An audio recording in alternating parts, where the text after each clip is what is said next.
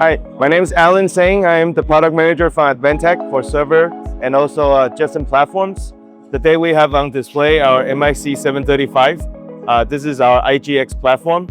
So the Thor platforms are more powerful than the previous generation, which is the O-ring platform.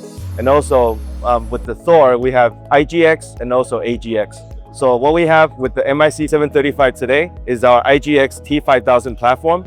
So the main difference between the T5000 and the IGX and the AGX would be functional safety, ECC memory, and also wide temp support. So with functional safety, that's one of the leading features with the IGX platform, and we're displaying the functional safety feature here. So there are two types of functional safety. There's inside out and outside in. So with outside in, that's a predefined perimeter by the software to prevent any type of failure.